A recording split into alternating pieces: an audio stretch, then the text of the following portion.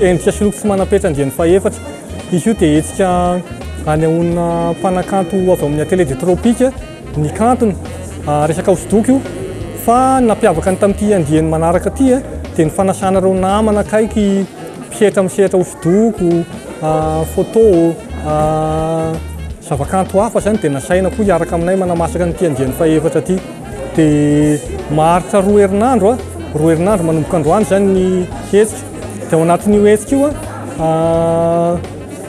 azo lazaina hoe nampitombona kely le zavatra ho aseho, satria mitombo ny isan'ny ankizy, mitombo ny isan'ny mpanakanto, dia mitombo koa le zavatra atao.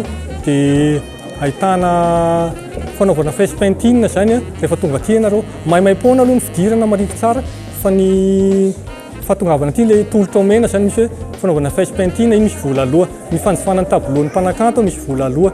Dia isy tolotra hafa koa ohatrany hoe fanaovana atelier ho an'ireo ohatran'ireo sekoly sy fikambanana mpiara-miasa. Iny indray maimaimpona iny fa mila mifampiresaka mialoha. Dia misy koa le tolotra omenay, iny tolotra ohatrany hoe mandeha ho azy hanao live painting zany hoe mety miditra ato anareo mijery fampiratiana, fa mety sendra mahitanay koa hoe tena mbola manatrina aingam-panahy manao hosodoko sahala amin'ireny hoe manao hosodoko any an-trano ireny no tazanareo ato. Dia ny farany angamba ny sao adino, izy koa ny mpanao portrait sur le vif, zany hoe tonga dia manao sarin'le olona tonga, mitsika aloha dia manao sarin'le olona eo no eo le tanora. Dia manentana antsika rehetrarehetra mba hitsidika.